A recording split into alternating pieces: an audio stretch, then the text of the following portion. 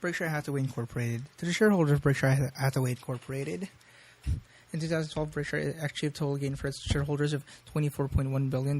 We used $1.3 billion of that per share service stock, which left us with an increase in net worth of $22.8 billion for the year. The per share book value of both our Class A and Class B stock increased by 14.4% over the last 40 years. This since present management took over, book value has grown from 19 to $114,214, a rate of 19.7% compounded annually. All per share figures used in this report apply to Berkshire A shares figures. Figured the B shares are 1 to 1,500 of those shown for A. A number of good things happened with Berkshire last year, but let's first get bad news out of the way. When the partnership I ran to control of Berkshire in 1965, I could never have dreamed that the year in which we had a gain of $24.1 billion would be subpar. It was for the ninth in time in 48 years. Berkshire percentage gain to book value was less than an S&P's percentage gain. A calculation that include dividends as well as price depreciation. In 8 of those 9 years, it should be noted that S&P had gain of 15% or more. We do better when the wind is our face. To date, we've never had a 5-year period or underperformance, having managed 43 times to surpass the S&P over such a stretch. The record is on page 103. But S&P has now had gains in each of the last 4 years, outpacing us over that period. If the market continues to advance in 2013, our streak of 5 years wins will end. One thing of which can be certain, however, Berkshire's results from our partners Charlie Munger, the company's vice chairman, and I will not change our yardstick. It's our job to increase intrinsic business value, for which we used book value is a significant understated proxy at a faster rate than the market gains of the S&P. If we do so, Berkshire's share price, though unpredictable from year to year, will itself outpace the S&P over time. If we fail, however, management will bring no value to our investors, who themselves can earn S&P returns by buying a low-cost index fund.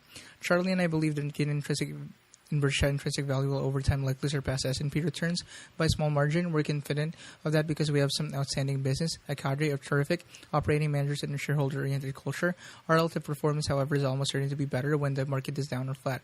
In years when the market is particularly strong, expect us to fall short. The second disappointment in 2012 was my inability to make major acquisitions. I pursued a couple of elephants but came out empty-handed. Our luck, however, changed in early this in February. We agreed to buy 50% of a holding company that will own all of H.J. Heinz. The other half will be owned by a small group of investors led by Jorge Paulo Lemon, a renowned Brazilian businessman and philanthropist. First, we couldn't be in better company. George Paulo is a longtime friend of mine and extraordinary manager. His group and Berkshire will each contribute about $4 billion each for common equity in the holding company. Berkshire will also invest $8 billion in preferred shares that paid 9% dividend. The preferred has 2 other features that materially increase its value. At some point, will be redeemed at a significant premium price, and the preferred also comes with returns permits to buy 5% of the holding company's common stock for a nominal sum. Our total investment of about $12 billion soaks up much of what Berkshire earned last year, but we'll still have plenty of cash and are generating more than a good clip, so it's back to work. Charlie and I have donned our safari outfits and resumed our search for elephants. Now to some good news from 2011-12. Last year I told you that BNSF, Carlo Brazil, Marmon, and Group of American Energy are 5 most profitable insurance companies, were likely to earn more than $10 billion pre-tax in 2012. They delivered despite tepid U.S. growth, weakening economies throughout much of the world. Our powerhouse 5 had a great earnings of $10.1 billion, about $600 million more than 2011. Of this group, only Mid-American did earnings net $393 million pre-tax and was owned by Berkshire 8 years ago. Subsequently, we purchased another 3 of the 5 on an all-cash basis, and acquiring the 5th. BNSF, we paid about 70% of the cost in cash, and for the remainder issued shares that increased the amount of outstanding by 6.1%. Consequently, the $9.7 billion gain in annual earnings delivered by Berkshire, the 5 companies, has been accompanied by only minor dilution that satisfies our goal of not simply growing but rather increasing per share results. Unless the U.S. economy tanks, which we don't expect, our powers have 5 again delivered higher earnings in 2013. The 5 outstanding CEOs who run them will see that. Though I failed to land a major acquisition in 2012, the managers of our subsidiaries did far better. We had a record year for bolt-on purchases, spending about $2.3 billion for 26 companies that were molded into our existing businesses. These transactions were completed without Berkshire issuing any shares. Charlie and I love these acquisitions. Usually these are low-risk burden headquarters, not at all expanded scope of our proven managers. Our insurance operation shot the lights out the last year while giving Berkshire $73 billion of free money to invest. It also delivered a $1.6 billion underwriting gain, the 10th consecutive year of the profitable underwriting. This is truly having your cake and eating too. Geico led the way, continuing to gobble up market share without sacrificing underwriting discipline. Since 1995, when we obtained control, Geico's share of the personal auto market has grown from 2.5% to 9.7% premium volume, and meanwhile increased from $2.8 billion to $16.7 billion. Much more growth lies ahead. The credit for Geico's extraordinary performance goes to Tony nicely and his 27,000 associates. Into that cast, we should add our Gecko. Neither rain nor storm nor gloom of the night can stop him. The little legend just soldiers on, telling Americans how they can save big money by going to Geico.com.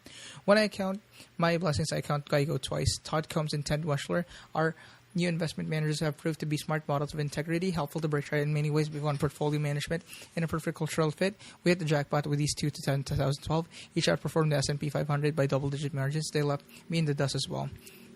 Consequently, we have increased the funds managed by each almost $5 billion. Some of this emanating from the pension funds of our subsidiaries. Todd and Ted are young and will be around to manage Berkshire's massive portfolio long after Charlie and I have left the scene. You can rest easy when they take over. Berkshire's year-end employment total record 280,462. See page 106 for details. Up 117,604 from last year. Our headquarters crew, however, remained unchanged at 24. No sense going crazy. Berkshire's big four investment, American Express, Coca-Cola, IBM, and Wells Fargo, all had good years. Our ownership interest in each of these companies increased during the year. We purchased additional shares of Wells Fargo. Our ownership now is 8.7% versus 7.6% a year in 2011. And IBM 6.0 versus 5.5%. Meanwhile, stock purchases Coca-Cola and American Express raised their percentage ownership. Our equity in Coca-Cola grew from 8.8% to 8.9%, and our interest in American Express from 13.0 to 13.7%. Berkshire's ownership interest in all four companies is likely to increase in the future. May West had it right. Too much of a good thing can be wonderful. The four companies possess marvelous business and are run by managers who are both talented and shareholder-oriented. At Berkshire, we much prefer owning a non-controlling but substantial portion of wonderful business to owning 100% of a so-so business. Our flexibility in capital allocation gives us a significant advantage over companies that limit themselves only to acquisitions they can operate. Going by our year-end share count, our portion of the Big Four's 2012 earnings amounted to $3.9 billion in the earnings we report to you. However, we include only dividends we receive, about $1.1 billion, but make no mistake, the $2.8 billion for earnings we do not report is every bit as valuable to us as we record. The earnings that the four companies retain are often used for purchases, which enhance our share of future earnings, and also for funding business opportunities that are usually advantageous. Over time, we expect substantially greater earnings from these four investees. If we are correct, dividends of Berkshire will increase in even more importance, so will unrealized capital gains, which for the four total $26.7 billion at year-end.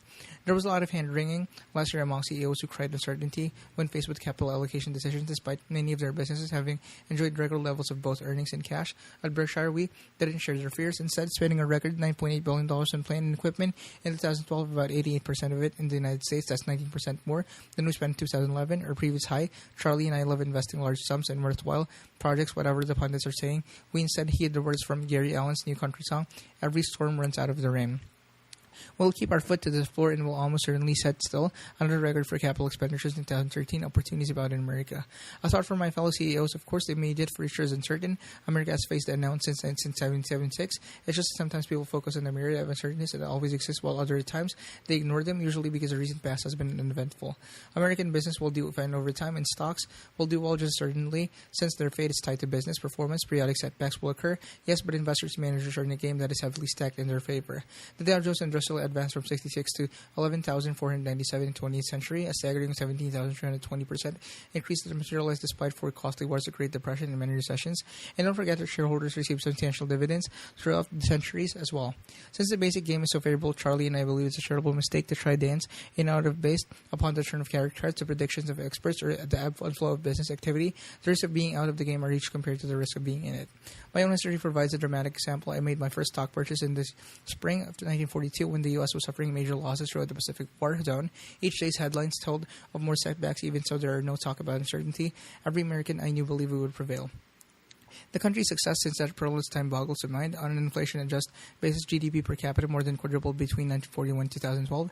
Throughout the period, every tomorrow has been uncertain. America's destiny, however, has always been clear, ever increasing in abundance. If you're a CEO who has some large profitable project you are shelving because of short-term worries, call Berkshire. Let us unburden you.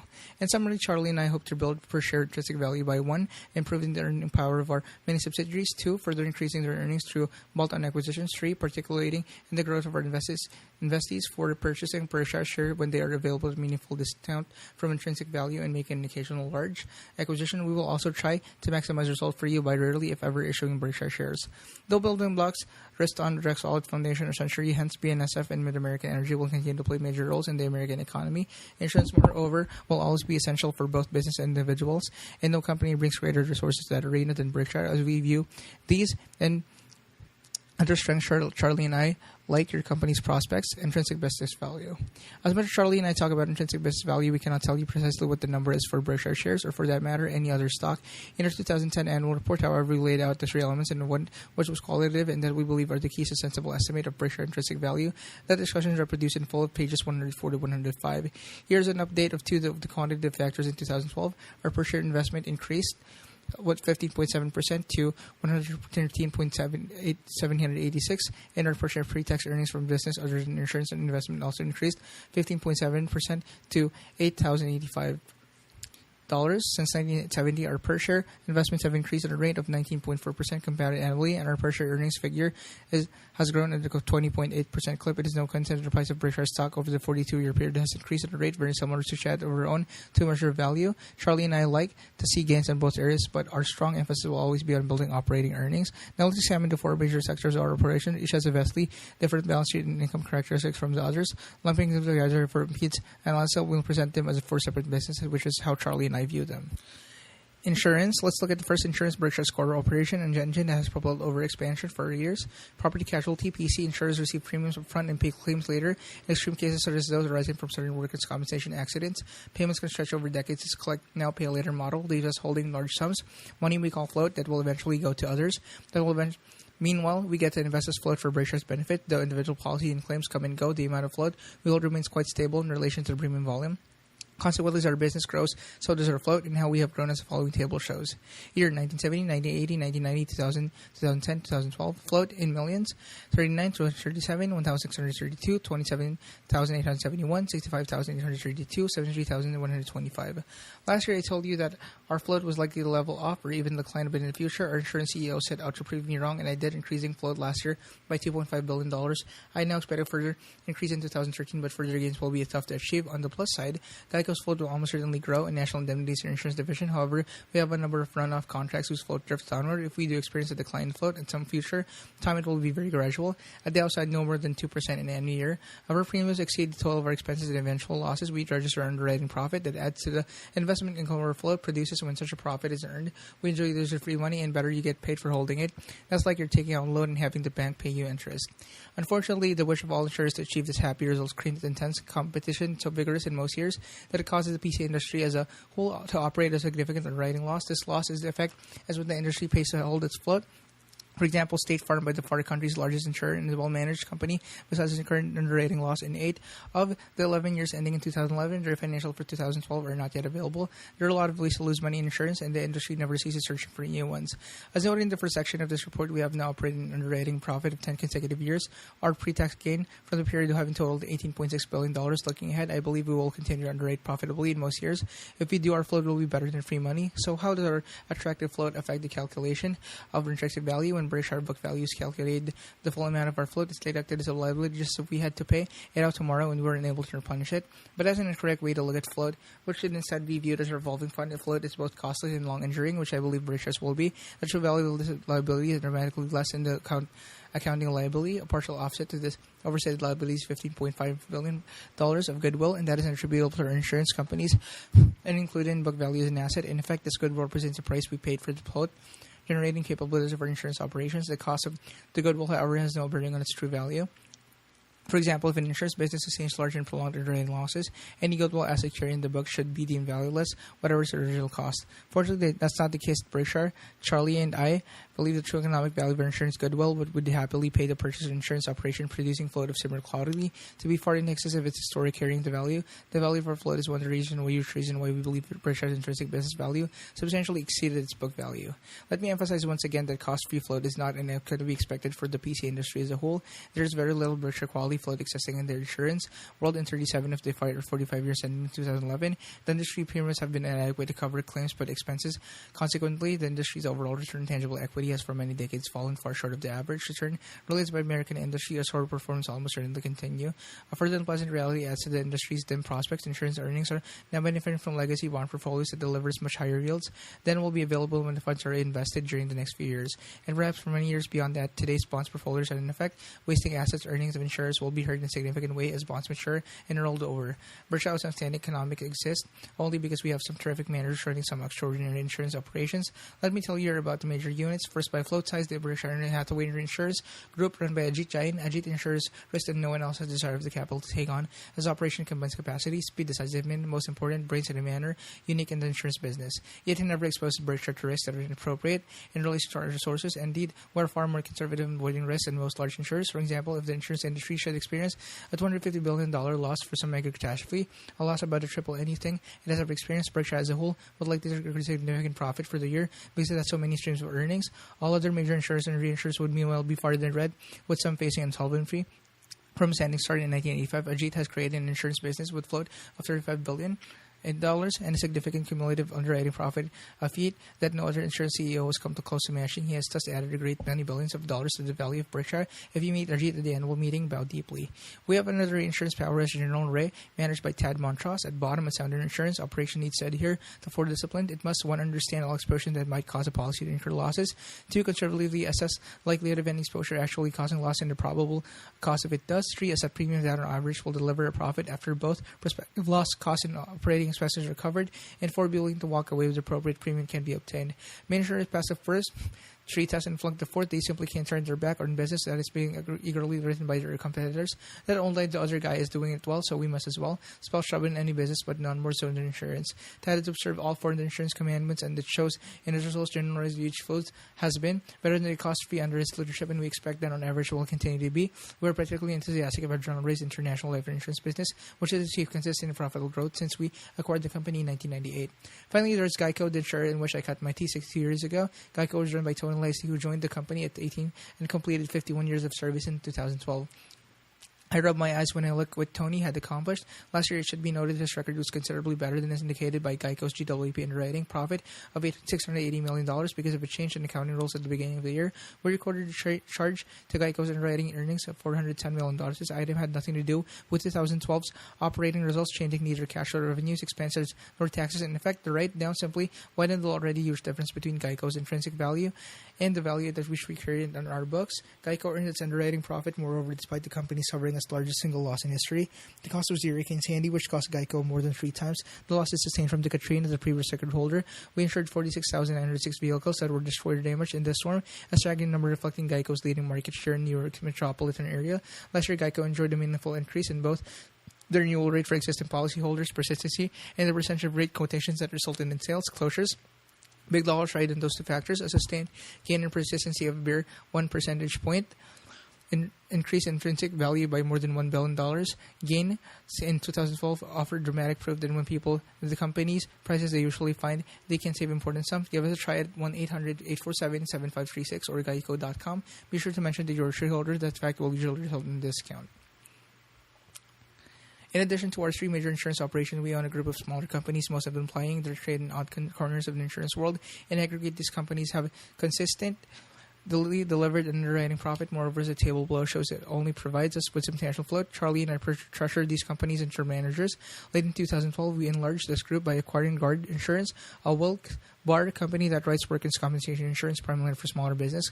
Guard's annual premiums total about $300 million. The company has excellent prospects for growth in both the traditional business and new lines it has begun to offer. Underwriting profit, original float, insurance operations 2012, 2013, 2012, 2011, Bean Insurance, General Ray, Geico, other primary, 304, 355, 680, 286, 1,625, 7,440, 144, 576, 242, $218, $34,821, 20,128, 11,578, 6,994, 73,125, 33,728, 19,714, 11,169, 5,960, 70,571, after $410 million change accepted on industry-wide accounting change. Among large insurance operation, Berkshire impressed me as the best in the world. It was our lucky day when in March 1967, Jack Reynolds sold us as a property casualty insurance for $8.6 million.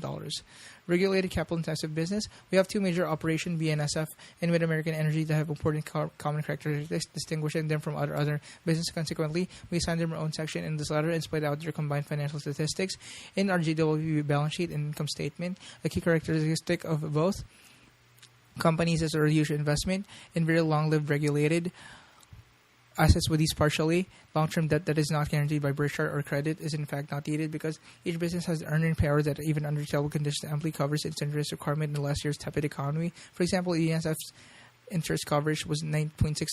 Our definition of coverage pre-tax earnings and interest, not EBITDA. Interest, a commonly used measure we view as deeply flawed. At Mid-American, meanwhile, two key factors ensure its liability to service debt under all circumstances. The company's recession-resistant earnings, which result from our exclusively offering an essential service and its great diversity of earning streams, which shield it from being seriously harmed by any single regulatory body. Every day, our two subsidiary power the American economy in major ways. BNSF carries about 15% of measured by non-ton miles of all intercity freight, whether it is transported by truck, rail, water, air, or pipeline. Indeed, we move more tons of miles goods than anyone else, a fact making BNSF the most important artery in our economy circulatory system. BNSF also moves at cargo in an extraordinarily fuel-efficient and environmentally friendly way, carrying certified about 500 miles on a single gallon diesel fuel. Trucks taking on the same job cost about 4 times as much fuel. Mid-American's electric utilities serve regulated retail customers in 10 states. Only one utility holding company serves more states. In addition, we are a leader in renewables. First, from a standing start 9 years ago, we now account for 6% of the country's one-generation capacity. Second, when we complete 3 projects now under construction, we will own about 14% of U.S. solar generation capacity. Projects like these require huge capital investments. Upon completion, indeed, our renewables portfolio will have cost $13 billion, with others making such commitments if they promise reasonable returns. And on that front, we put a large amount of trust in future regulation. Our confidence is justified both by our past experiences and by the knowledge that society will forever need a massive investment in both transportation and energy. It is in the self-interest of governments to treat capital providers in a manner that will ensure the continued flow of the funds the central project, and it earns our self-interest to conduct our operations in a manner that earns approval of regulators and the people they represent. Our managers must think today of what the country will need far down the road. Energy and transportation projects can't take many years to come to fruition. A growing country simply can't afford to get behind the curve. We have been doing our part to make sure that doesn't happen. Whatever you may have heard about our country's crumbling infrastructure is no way it applies to BNSF or railroads generally. America's rail system has never been in better shape. A consequent of huge investment by the industry were not, however, resting on our laurels. BNSF will spend about $4 billion on the railroad in 2013, roughly double its depreciation charge, and more than the railroad has spent in a single year. In Metros at BNSF and Greg Abel and Mid-American, we have 2 outstanding CEOs. They're extraordinary managers who have developed business that serve both their customers and owners well. Each has many gratitude and each deserves yours. And here are the key figures for the businesses. Mid-American, 98.9% owned. UK Utilities, Iowa Utility, Western Utilities, Pipeline, Home Services, Other. Net operating earnings before corporate interest, taxes, interest, income taxes, net earnings, earnings applicable to Berkshire, earnings in millions, 2012, 2011, $429, $236, $737, $383, $82, $91, $1,958, $314, $172, $1,472, $1,323, 2011, $469, $279, $771, $388, $39, $36, $1,982, $336, $315, $1,331, $1,204. BNSF revenues, operating expenses, operating earnings before interest and taxes, interest, net income taxes, net earnings. Earnings in millions, 2012, 2011, $20,835, $14,835, $6,623, 2005, $3,372, 2011, $19,548, $14,247, $5,301, $560, $1,769, $2,792. Sharp-eyed readers will acknowledge an incongruity in the Mid-American earnings tabulation. What is in the world is home service, a real estate brokerage operation, doing in a collection entitled regulated capital-intensive business. While its ownership came with the Mid-American winning the control of the company in 2000 at the time, I focused on Mid-American's utility operations and barely noticed home services, which then owned only a few real estate estate brokerage companies. Since then, however, the company has regulated added residential brokers, 3 in 2012, and now has about 16,000 agents in a string of major U.S. cities. Our real estate brokerage companies are listed on page 107. 2012, our agents participated in $42 billion of home sales, up 33% from 2011. Additionally, Home Service last year purchased 67% of Prudential and Real Living franchise operations, which together licensed 544 brokerage companies throughout the country and receive a small royalty on their sales. We have an arrangement to purchase the balance of those operations within 5 years. In the coming years, we'll gradually rebrand both of our franchises into franchises firms we own as Berkshire Hathaway Home Services. Ron Peltier has done an outstanding job in managing Home Service during the depressed period. Now, as the housing market continues to strengthen, we expect earnings to rise significantly. Manufacturing, service, and retailing operations. Our activities in this part of Berkshire cover the waterfront. Let's look, though, at summary balance sheet and earnings statement for the entire group. Balance sheet 12/31/12 in millions. Assets, cash equivalent, accounts and notes receivable. Inventory, other current assets, total current assets, goodwill and other tangible, fixed assets, other assets. 5,338, 7,382, 9,675, 734, 23,129, 26,017, 18,871, 30,416, $71,433. Liabilities and equity, notes payable, other current liabilities. Total current liabilities: $1,454, $8,527, $9,981. Deferred taxes: $4,907. Term debt and other liabilities: $5,826. Non-controlling interest: $2,062. Berkshire equity: $48,657, $71,433. Earnings statement in millions. Revenues: 2012, 2011, 2010. 3,255, 72,406, 66,610. Operating expense: 76,978, 67,239, 62,225. Interest expense: 146, 130, 111. Pre-tax earnings: 6,131, 5,037, 4,274. Income tax and non-controlling interest: 2,432, 1,998, 1,812. Net earnings: $3,699, $3,039, $2,462. Includes earning of full result from September 16. Our income and expense data conforming generally accepted accounting principles (GAAP) is on page 29. In contrast, the operating expense figures above are non-GAAP. In particular, they exclude some purchase accounting items, primarily the amortization of certain intangible assets. We present data in this manner because Charlie and I believe that adjusted numbers more accurately reflect the real expenses and profits of the business aggregated in the table. I won't explain all the adjustments. Some are small and arcane, but serious investors should understand the disparate nature of intangible assets. Some truly deplete over time, while others never lose value. With software, for example, amortization charges are very real expenses. Charges against other intangibles such as amortization of customer relationships, however, rise through purchase accounting rules and are clearly not real expenses. GAAP accounting draws no distinction between the two types of charges. Both edits are recorded as expenses when calculating earnings, even though from an investor's viewpoint they could not be more different.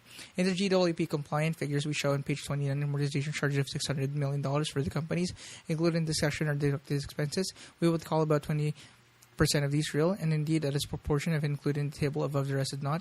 The difference has become significant because of the many acquisitions we have made. Non-real amortization expense also looms large as some of our major investees. IBM has made many small acquisitions in recent years and now regularly reports adjusted operating earnings.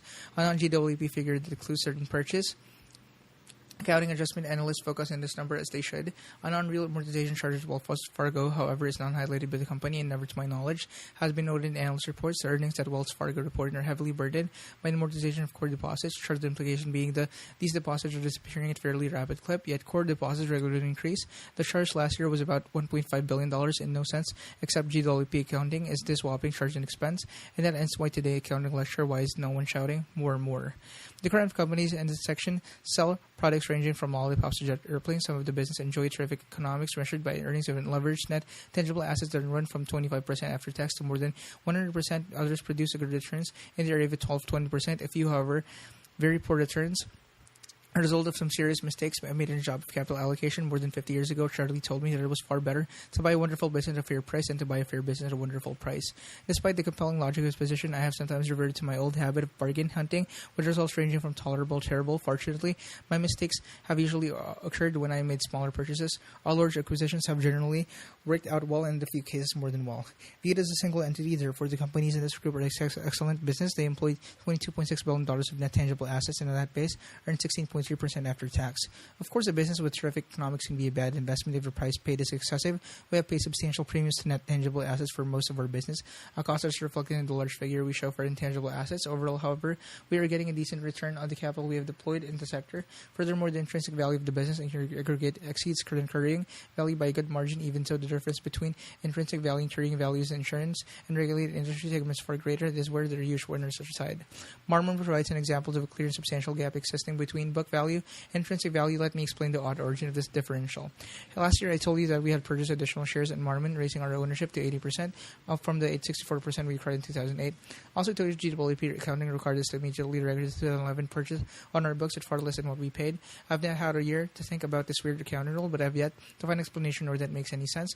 Nor can Charlie or Mark Hamburg, our CFO, come up with one. My confusion increases when I am told that if we had already owned 64% and 16%, we purchased in 2011 would have been entered on our books at our cost. In 2012 and early 2013, retroactive year in 2012, we acquired an additional 10% of Marmon, and the same bizarre accounting treatment was required. The $700 million write-off we immediately incurred had no effect on earnings, but it reduced book value, and therefore 2012's gain in net worth. The cost of our recent 10% now on our balance sheet. Carrying value for the 90%, however, is $8 billion. Charlie and I believe our current purchase represents an excellent value. If we are correct, our Marmon holding is worth at least $4.6 billion more than its carrying value.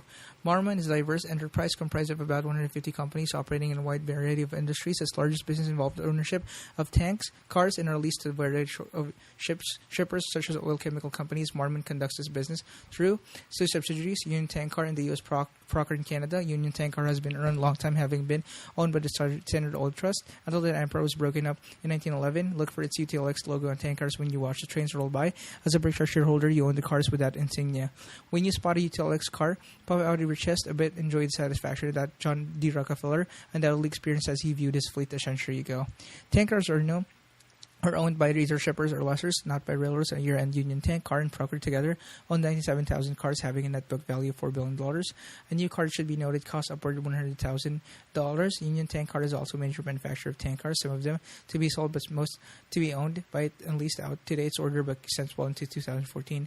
At both BNSF and Marmon, we are benefiting from the resurgence of U.S. oil production. In fact, our railroad is now transporting about 500,000 barrels of oil daily, roughly 10% of the total produced in the lower 48.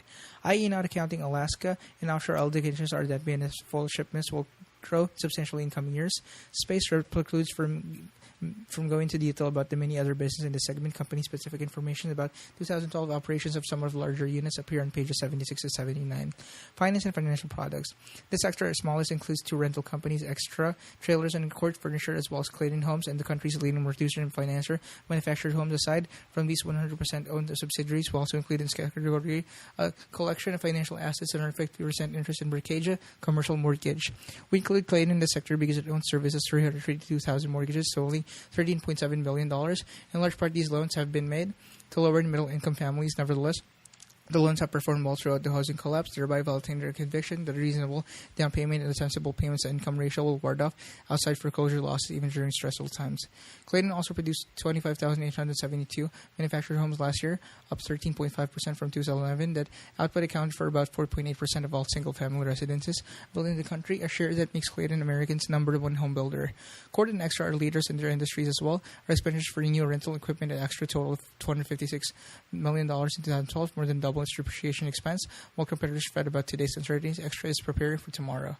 Berkshire continues to do well. Our partners Locadia to most of the work in the venture, encouragement of Charlie and I happily embrace. Here's the pre-tax earnings for recap for this factor.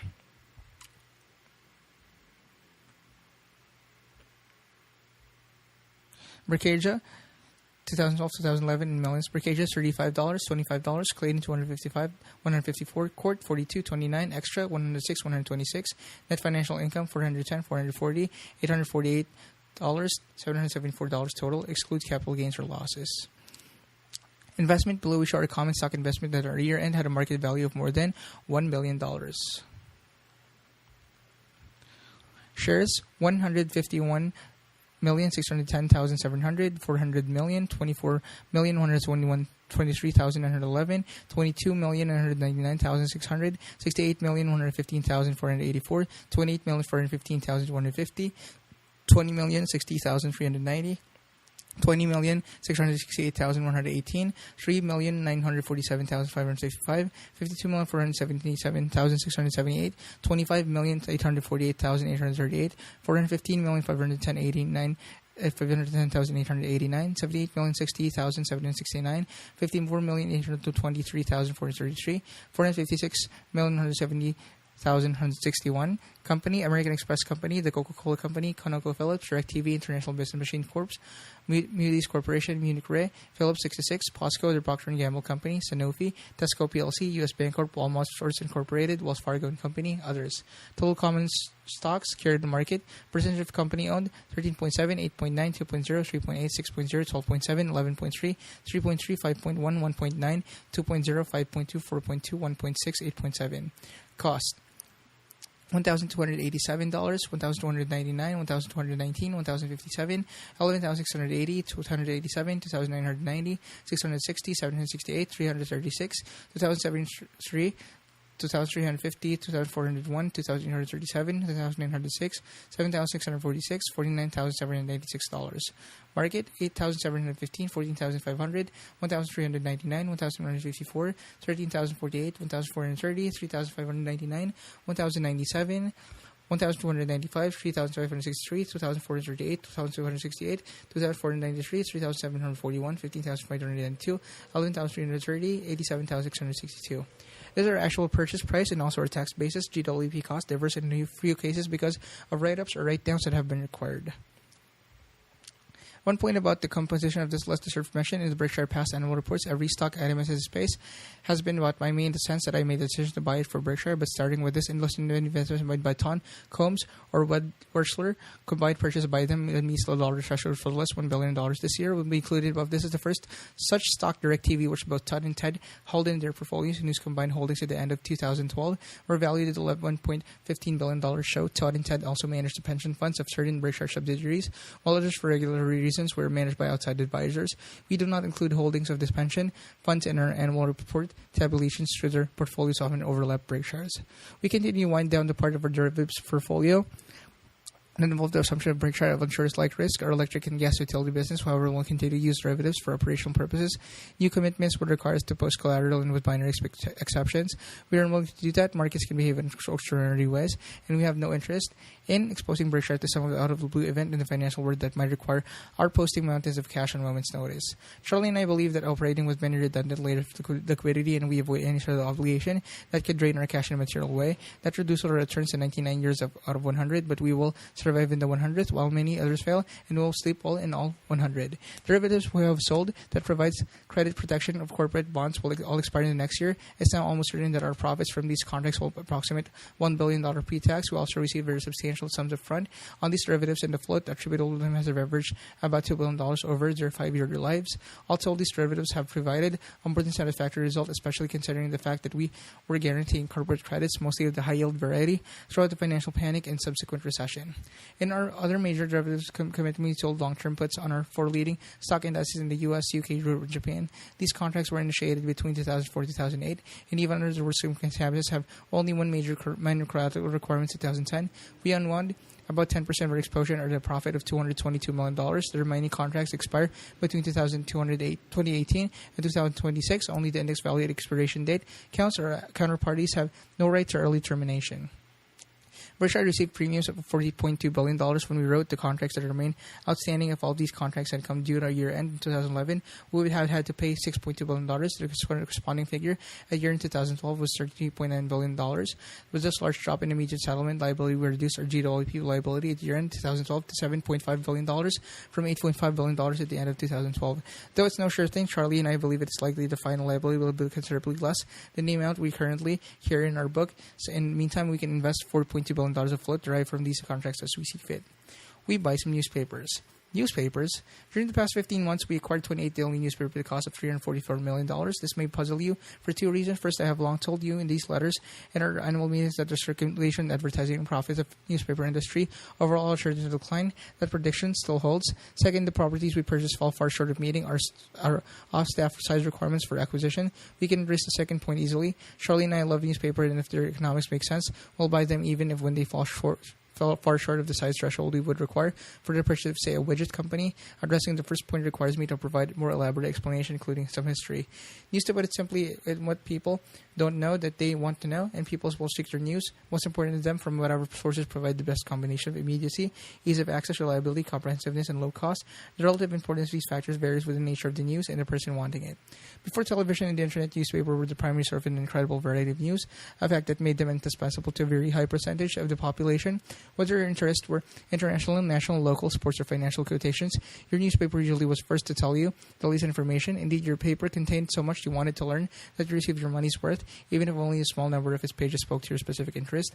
Better yet, advertisers typically paid almost of the product's cost, and readers rode their coattails. Additionally, the ads themselves delivery the information vital interest to hordes of readers, in effect providing even more news. Editors would cringe at the thought of, but for many readers, learning what jobs or apartments were available, what supermarkets were carrying which weekend, especially what movies were showing where and when, was far more important than the views expressed on the editorial page. In turn, the local paper was indispensable to advertisers. If Sears or Safeway built stores in Omaha, they required a mega way their stores should be visited today. Indeed, big department stores and grocers vied to outshout their competition with multi-page spreads, knowing that the good they advertised would fly off their shelves. With no other megaphone remotely comparable to that of newspaper ads sold themselves, as long as newspaper was the only one in its community, its profits were certain to be extraordinary. Whether it was managed well or poorly made little difference, as one Southern publisher famously confessed. I owe my exalted position in life to two great American institutions, nepotism and monopoly. Over the years, almost all cities became one newspaper towns or harbored two competing papers that joined forces to operate a single economic unit. This contraction was inevitable because most people wished to read and pay for only one paper. When competition existed, the paper gained significant lead in circulation, almost automatically received the most ads. The left ads drawing readers and readers drawing ads. This symbiotic process spelled doom for the weaker paper and became known as survival of the fattest.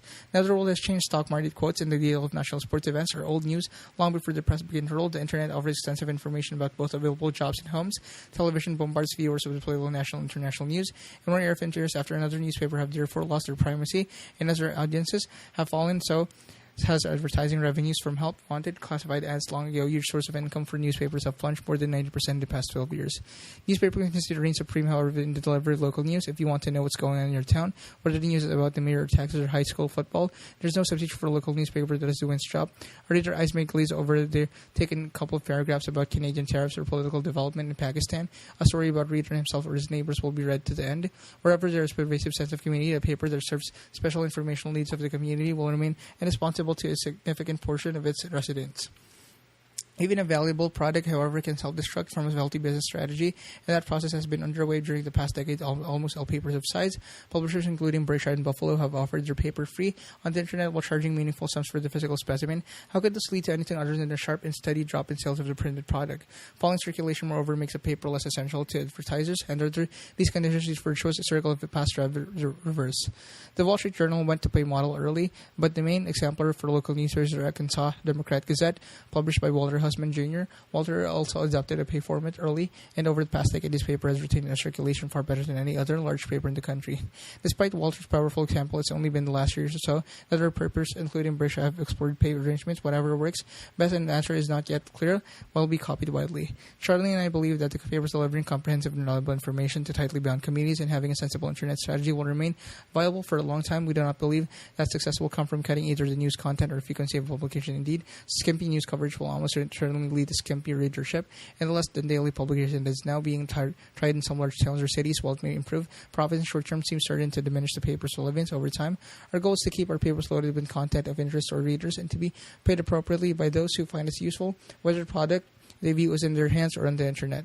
Our confidence is buttressed by the availability of Terry Kruger's outstanding management group at the Omaha World Herald, a team that has ability to oversee a large group of papers. Individual papers, however, will be independent in their net news coverage and editorial opinions. I voted for a ban of our 12 dailies that endorsed the presidential candidate. 10 opted for Romney. Our newspaper is certainly not insulated from the forces that have been driving revenues. Downward still, 6 of the small dailies we owned throughout 2012 and changed revenues for the year results far superior to the experienced by big city dailies. Moreover, the 2 large papers we operated throughout the year, Buffalo News and Omaha World Herald, held their revenue loss to 3%, which also an average above outcome among newspapers in American 50 largest metropolitan areas. Are Buffalo and Omaha papers ranked near the top in circulation penetration of their home territories. This popularity is no accident. Credit the editors of those papers, Margaret Sullivan, The News, and Mike Riley, The World Herald, for delivering information that has made their publications indispensable to community-interested readers. Margaret, I regret to say, recently laid off as joining the New York Times, whose job offers are rough turned down. That paper made a great hire and wish her the best. Berkshire cash earnings from its papers will almost certainly trend downwards over time. Even a sensible internet strategy will not be able to prevent modest erosion at our cost. However, I believe these papers will meet or exceed our economic test for acquisition. Results to date support that I believe Charlie and I, however, still operate under economic principle 11, detailed on page 99. It will not continue the operation of any business doomed to ending losses. One daily paper that we acquired in a bulk purchase from Media General was significantly unprofitable under the company's ownership. After analyzing the paper's result, we saw no remedy for the loss and reluctantly shut it down. All the remaining dailies, however, should be profitable for a long time to come. It listed on page 108 at appropriate prices, and that means at a very low multiple of current earnings, we will purchase more papers and type we like. I'm also in Berkshire newspaper operations occurred year-end when Stan Lipsey returned as a publisher of the Buffalo News. It's no exaggeration for me to say that the news might now be extinct were in for Stan. Charlie and I acquired the News in April 1977. It was a dominant evening paper, dominant on weekdays but lacking a Sunday edition. Throughout the country, the circulation trend was towards morning papers. Moreover, Sunday was becoming even more critical to the profitability of metropolitan dailies. Without a Sunday paper, the News was destined to lose out into its morning competitor, which had a fat entrenched Sunday product. We therefore began to print the Sunday edition late in 1977. Then all hell broke loose. Our competitors sued us, and District Judge Charles Bryant Jr. authored a harsh ruling that crippled the introduction of our paper. His ruling was later reversed after 17 long months in a 33-0 sharp rebuke by the Second Circuit Court of Appeals. While the appeal was pending, we lost recognition, hemorrhaged money, and stood in constant danger of the going out of business. Enter Stan Lipsey, a friend of mine from the 1960s, who with his wife sold Berkshire, a small Omaha weekly. I found Stan to be an extraordinarily newspaperman, knowledgeable about every aspect of circulation, production, sales, and editorially was a key person in gaining the small weekly a Pulitzer Prize in 1973. So when I was in big trouble in the news, I asked Stan to leave his comfortable way of life in Omaha to take over in Buffalo. He never hesitated. Along with Muralite, our editor, Stan persevered through 4 years of very dark days until the news won the competitive struggle in 1982. Ever since, despite the difficult Buffalo economy, the performance of the news has been exceptional. As both a friend and as a manager, Stan is simply the best. Dividends: a number of Berkshire shareholders, including some of my good friends, would like to Berkshire to pay a cash dividends. It puzzles them that we relish the dividends we receive from most of the stock that Berkshire owns, but pay out nothing ourselves. Let's examine what dividends do and to make sense of shareholders. A profitable company can allocate its earnings in various ways, which are not mutually exclusive. A company's management should first examine reinvest possibilities offered by its current business projects to become more efficient, expand editorially, extend and improve product lines, or to otherwise widen the economic moat, separating the company from its competitors. I ask the managers of our subsidiaries to unendingly focus on moat widening opportunities, and they find many that make an economic sense, but sometimes our managers misfire. The usual cause of failure is that they start with the answers they want and then work backwards to find a supporting rationality. Of course, the process is subconscious. That's what makes it so dangerous. Your chairman has not been free of this sin. In Berkshire 1986 annual report, I describe how 20 years of management effort and capital improvements in our original textile business were an exercise in futility. I wanted the business to succeed and wished my weight into a series of decisions. Even monitoring New England textile company, but wishing makes dreams come true. Only in Disney movies, it's poison in business. Despite such past miscues, our first priority with available funds will always be to examine whether they can be intelligently deployed in our various business. A record $12.1 billion of fixed asset investment in bolt-on acquisition 2012 demonstrate that it's a fertile field for capital allocation at Berkshire, and here we have an advantage because we operate so many areas of the economy. We enjoy a range of choices far wider than that open to most corporations, and declining what to do, we can water the flower and skip over the weeds. Even after we deploy hefty amounts of capital in our current operations, Berkshire will regularly generate a lot of additional cash. Our next step, therefore, is to search for acquisitions related to our current business. Here, our test is simple. Do Charlie and I think we can affect the transaction that it's likely to leave our shareholders wealthier on a per-share basis than they were prior to the acquisition? I've made plenty of mistakes in acquisition and will make overall. However, our record is satisfactory, which means that our shareholders are far wealthier today than they would be if the funds we use for acquisitions had instead been devoted to share purchases or dividends. But to use a standard disclaimer, past performance is no guarantee of future results. That's particularly true at Berkshire because of our present size. Making acquisitions that are both meaningful and sensible is now more difficult than it has been during most of our years. Nevertheless, a large deal still offers possibilities to add materially to per share intrinsic value. Being as of the case in point, it is now worth considerably more than our carrying value. Had we instead allocated the funds required for this purchase to dividends or purchases, you and I would have been worse off. Though large transactions of the BNSF kind will be rare, there are still some wells in the ocean. The third use of funds are purchased sensible for a company when its share seller serves at a meaningful discount to conserve to conservatively calculate intrinsic value. Indeed, disciplined repurchase is the surest way to use funds intelligently. It's hard to go wrong when you're buying dollar bills for 80 cents or less. We explained our criteria for purchase in last year's report, and if the opportunity represents itself, we will buy large quantities of stock. We originally said we would not pay more than 110% of book value. That proved unrealistic. Therefore, we increased the limit to 120% in December when a large block became available at about 116% of book value. But never forget, in repurchase decisions, price is all important. Values that show in purchases are made above intrinsic value. Directors and I believe continuing shareholders are benefited in a meaningful way by purchases up to our 120% limit. And that brings us to make dividends. Here we have to make a few assumptions and use some math. The numbers will require careful reading, but they are essential to understanding the case for against dividends, so bear with me. We'll start by assuming that you and I are the equal owners of a business with $2 million of net worth. The business earns 12% on tangible net worth, $240,000, and can reasonably expect to earn the same 12% on reinvested earnings. Furthermore, there are outsiders who always wish to buy into our business at 125% of net worth. Therefore, the value of what we each own is now $1.25 million. You would like to have the two of us shareholders receive 1/3 of our company's annual earnings and have 2/3 being reinvested. That plan, you feel, will nicely balance your needs for both current and incoming capital growth. So you suggest that we pay $80,000 of current earnings and retain $160,000 to increase the future earnings of business in the first year. Your dividend would be $40,000. And as earnings grew and 1/3 payout was maintained, so too would your dividend, and total dividend and stock value would increase 8% each year, 12% earned on net worth, less 4% net worth paid out. After 10 years, the company would have a net worth of $4,317,850. The original $2 million compounded 8%, and your dividend in the coming year would be $86,357. Each of us would have shares of $2,698,656 and 125% over half of the company's net worth, and we would live happily ever after with dividends and value of the stock continuing to grow 8% annually. There is an alternative approach, however, that would leave us even happier. Under the scenario, we will leave all earnings in the company and each sell 3.2% of our shares annually, and their share would be sold at 125% of the book value. This approach would produce the same $40,000 of cash initially, a sum that would grow annually. Call this option the sell-off approach. Under the sell-off scenario, the net worth of the company increases to $6,211,696 after the 10 years, $2 million compounded to 12% because we would be sharing shares. Each share percentage of ownership would decline, and often 10 years would each own 36.12% of the business. Even so, your share, the net worth of the company at that time, would be $2,243,540. And remember, every dollar of the net worth attributable to each of this can be sold for $1.25. Therefore, the market value of the remaining shares would be $2,804,425, about 4% greater than the value of your shares if we had followed the dividend approach. Moreover, your annual cash receipt from the sell-off policy would now be running 4% more than you would have received under the dividend scenario. Voila! You would have both more cash to spend annually and more capital value.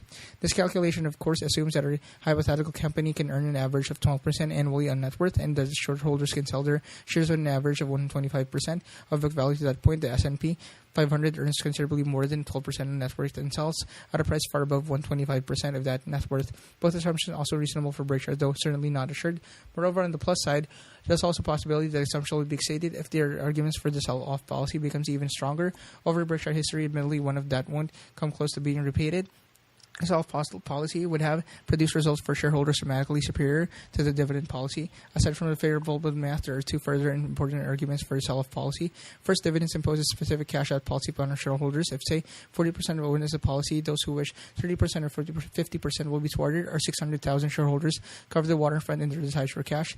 It is safe to say, however, that a great many, from perhaps even most of them, are in that savings mode and logically should prefer no payment at all. The sell-off alternative, on the other hand, lets each shareholder make his own choice between cash receipts and capital build-up. One shareholder can elect to cash out, say, 60% of the annual earnings, while other shareholders elect 20% of nothing at all. Of course, a shareholder in a dividend-paying scenario can turn around and use the dividends to purchase more shares, but he would be taking a beating in doing so. He would both incur taxes and also pay a 25% premium to get his dividend reinvested. Keep remembering, open market purchases of stock take place at 125% of book value. The second disadvantage of the dividend approach is of equal importance: the tax consequences for all tax-paying shareholders are inferior, usually far inferior to those under the sell-off program. Under the dividend program, all of the cash received by shareholders each year is taxed, whereas the sell-off program results in tax on only gain proportion of the cash receipts. Let me end this match exercise, and I can hear you cheering as I put away the dentist tool by using our own case to illustrate how shareholders regular the disposal of shares can be accompanied by an increased investment in his or her business for the last 7 years. I've annually given away about 4 to 1/4% of my Berkshire shares. Through this process, my original position of 712,497,000 B equivalent shares split adjusted has decreased to 528,526,623 shares. Clearly, my ownership percentage of the company has significantly decreased. Yet my investment in the business has actually increased. The book value of my current interest in Berkshire considerably exceeds the book value attributable to my holdings of 7 years ago. The actual figures are $28.2 billion for 2005 and $40.2 billion for 2012. In other words, I now have more money working for me at Berkshire, even though my ownership of the company has materially decreased.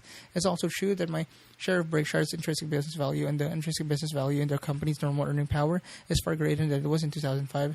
Over time, I expect this accretion of value to continue, albeit in this decidedly regular fashion, even as I annually give away more than 4.5% of my shares. The increase having occurred because I've recently doubled my lifetime pledges to charity foundations. Above all, dividend policy should always be clear, consistent, rational. A capricious policy will confuse owners and drive away would-be investors. Phil Fisher put it wonderfully 54 years ago in Chapter 7 of his Common Stocks and Common Profits, a book that ranks behind only the Intelligent Investor and 1940 edition of Security Analysis. In the all-time best list of the Serious Investor, Phil explained that you can successfully run a restaurant that serves hamburgers or an alternative one that features Chinese food, but you can't switch capriciously between the two and retain the fans of either. Most companies pay consistent dividends, generally trying to increase them annually, and cutting them very irregularly. Or Big Four portfolio companies follow a sensible and understandable approach, and in certain cases, also purchase shares quite aggressively. We applaud their actions and hope they continue on their present path. We like increased dividends, and we love repurchase at appropriate prices. At Berkshire, however, we have consistently followed a different approach that we know has been sensible and that we hope has been made understandable by paragraphs you have read. We'll stick with this policy as long as we believe our assumption about the book value buildup and the market price premium seem reasonable. If the prospects for either factor change materially for the worse, we will re-examine our actions. The annual meeting. The annual meeting will be held on Saturday, May 4th at the Central Link Center. Carrie Sova will be charged, and though that's a one-year name, it's the same wonder as Carrie's last year. She got married in June to a very lucky guy. All of our headquarters crew pitches in to help her. The whole affair is a homemade production, and I couldn't be more proud of those who put it together. The doors will open at 7 a.m. and 7:30. We will have our second international newspaper tossing challenge. The target will be the porch of a Clayton home, precisely 35 feet from the throwing last year. I successfully fought off all challenges, but now Berkshire has acquired a large number of newspapers, and with them came much tossing talent, or so throwers claim. Come see where their talent matches their talk. Variety of joining the papers will be 36 to 42 pages, and you must fold them yourself, no rubber bands. At 8:30, a new Berkshire movie will be shown an hour later. We will start the question and answer period, which, with a break for lunch at the Central Link stands, will last until 3:30 after a short recess. Charlie and I will convene the annual meeting at 3:45. If you decide to leave during the day's question periods, please do so while Charlie's talking. The best reason to exit of the course is to shop. We will help you do so by filling the 194,300 square foot hall that adjoins the reading area with products from dozens of Berkshire subsidiaries. Last year, you did your part. In most occasions, racked up record sales in a 9-hour period. We sold 1,090 pairs of Justin boots. That's a pair of every 30 seconds. 10,010 pounds of See's candies. 12,879 quick-cut knives. 24 knives per minute. And 5,784 pairs of Wells Lamont gloves. Always a hot item, but you can do better. Remember, anyone who says money can't buy happiness simply hasn't shopped at our meeting. Last year, Brooks, our running shoe company, exhibited for the first time run up sales of $150,000. Brooks is on fire. Its volumes in 2012 grew 34%, and that was on top of a similar 34% gain in 2011. The company's management expects another jump of 23% in 2013. We'll again have a special commemorative shoe to offer at the meeting. On Sunday at 8 a.m., we will initiate the Berkshire 5K race. Starting the Central Link, full details for participating will be included in the visitor's guide that you will receive with your credentials for the meeting. We will have plenty of categories for competition, including one for the media. It will be fun to report on their performance. Regretfully, I will forego running. Someone has a main starting gun. I should warn you that we have a lot of homegrown talent. Ted Wessler has run the marathon in 3:01 with Jim Weber. Brooks Dynamics CEO is another speedster with a 3:31 best. Todd Combs specializes in triathlon, but has been clocked at 22 minutes of a 5K. That, however, is just the beginning. Our directors are also fleet of foot. That is, some of our directors are. Steve Burke has run an amazing 2:39 Boston Marathon. It's family thing. His wife Gretchen finished the New York Marathon in 3:25. Charlotte Guyman best is 3:37, and Sue Decker crossed the tape in New York in 13:36. Charlie did not return his questionnaire. Geico will have a booth in the shopping area staffed by a number of its top counselors from around the country. Stop by for a quote. In most cases, Geico will be able to give you shareholders discount, usually 8%. This special offer is permitted by 44 to 51 jurisdictions in which we operate around supplement point. The discount is not additive. If you qualify for another, such as that certain Groups bring the details of your existing insurance and check out whether we can save you money for at least half of what you believe we can. Be sure to visit the Bookworm. It will carry about 35 books and DVDs, including a couple of new ones. Carol Loomis, who has been invaluable to me, and it started in 1977, has recently authored Tap Dancing to Work, Warren Buffett, and Practically Everything. She and I have consigned 500 copies.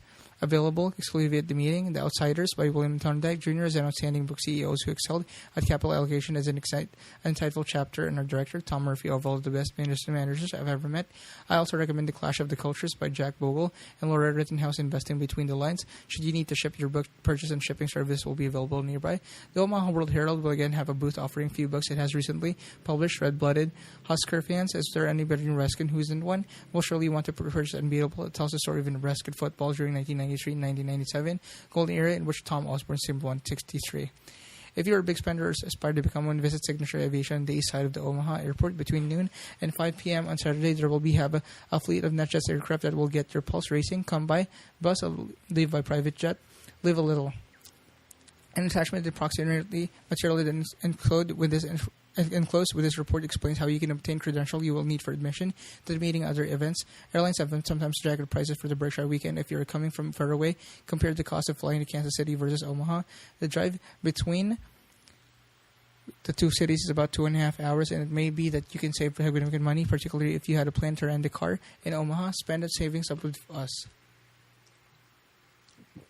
A Nebraska Furniture Mart located on 77 Acre Street and 72nd Street between Dodge and Pacific. We will again be having Berkshire weekend discount pricing. Last year, the store did $35.9 million of business during its annual meeting sale, an all-time record that makes other retailers turn green. To obtain the Berkshire discount, you must make your purchase between Tuesday, April 30th and Monday, May 6th.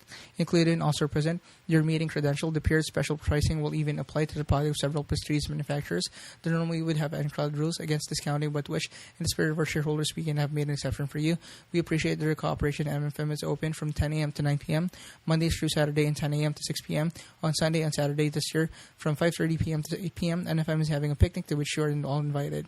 At Borsheims will again have two shareholder-only events. The first will be a cocktail reception from 6 p.m. to 9 p.m. on Friday, May 3rd. The second, the main gala, will be held on Sunday, May 5th from 9 a.m. to 4 p.m. On Saturday, we will be open until 6 p.m. In recent years, our 3-day volume has far exceeded sales in all December. Normally, a jeweler's best month. Around 1 p.m. on Sunday, we'll begin clerking at Borsheims. Last year, my sales totaled $1.5 million. This year, I won't quit until I hit $2 million. Because I need to leave well before sundown. It'll be desperate to do business. Come take advantage of me. Ask for my crazy warring price. We'll have huge crowds at Borsheims throughout. They can be configured in your convenience. For shareholders, prices will be available for Monday, April 29th through Saturday, May 11th. During that period, please identify yourself as a shareholder by presenting your meeting credential or brokerage statement that shows you're a Berkshire shareholder. On Sunday in the mall, outside of Borsheims, a blindfolded Patrick Wolf Twice U.S. chess champion will take on all comers who will have their eyes wide open in groups of 6.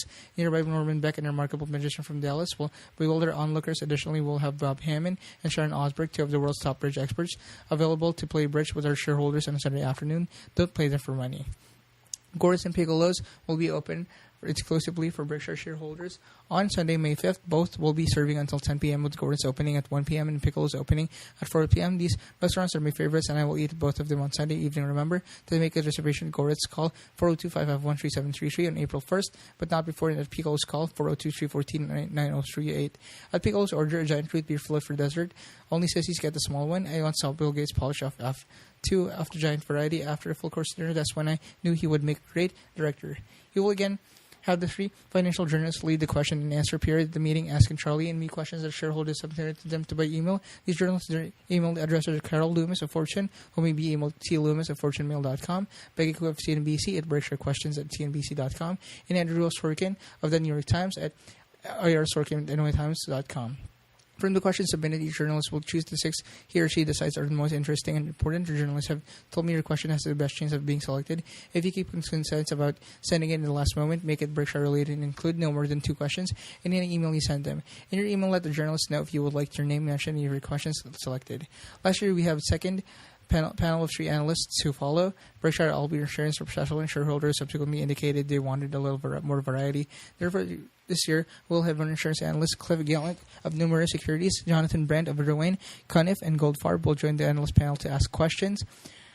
that deal with our non-insurance operations. Finally, to spice things up, we would like to add to our panel a credential bear on Berkshire Bear. Berkshire, preferably one who is short of the stock, not yet having a bear identified. We would like to hear from applicants. The only requirement is that you be an investment professional.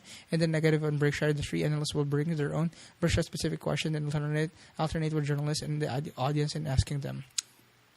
Charlie and I believe that all shareholders should have access to new Berkshire information simultaneously and should also have adequate time to analyze it, which is why we try to issue financial information after the market close on Friday and why our annual meetings held on Saturdays. We do not talk one-on-one to large institutional investors or analysts. Our hope is that the journalists and analysts will ask questions that will further educate shareholders about their investment. Neither Charlie and I nor I will get so much as a clue about the questions we asked. We know the journalists and analysts will come up with some tough ones, and that is why we like it. Also, we expect at least 54 questions, in which we'll allow for 6 from each analyst and journalist, and 8 from the audience if there is some extra time. We'll take more from the audience. Audience questions will be determined by drawings that will take place at 8:15 a.m. Audience will have microphones located in the arena and main overflow room. For good reason, our regularly extolled accomplishments of our operating managers. They are truly all-stars who run their business as if they were the only asset owned by their families. I believe their mindset to be as shareholders-oriented as can be found in a universe of large publicly owned companies. Most of them no financial need to work. The joy of hitting business home runs means as much to them as their paycheck. Equally important, however, are the 23 men and women who work with me at our corporate office at all on one floor, which is the way we intend to keep it. This group efficiently deals with a multitude of SEC and regulatory requirements, files a 21,500-page federal income tax return as well as state foreign returns, respond to countless shareholders and media inquiries, gets out the annual report, prepares for the country's largest annual meeting, coordinates the board's activities, and the list thus goes on. They handle all of these business tasks cheerfully and with unbelievable efficiency, making my life easy and pleasant. Their efforts to go beyond activities strictly related to Berkshire last year. They dealt with 48 universities, selected from 200 applicants who sent students to Omaha for Q&A day with me. They also handle all kinds of requests I receive, arrange my travel, and even get my hamburgers for lunch. No CEO has it better. I truly do feel like tap dancing at work every day. This home office crew, along with our operating managers, has my deepest thanks and deserves yours as well. Come to Omaha, the cradle of capitalism, on May 4th, and chime in. March 1, 2013, Warren E. Buffett, Chairman of the Board.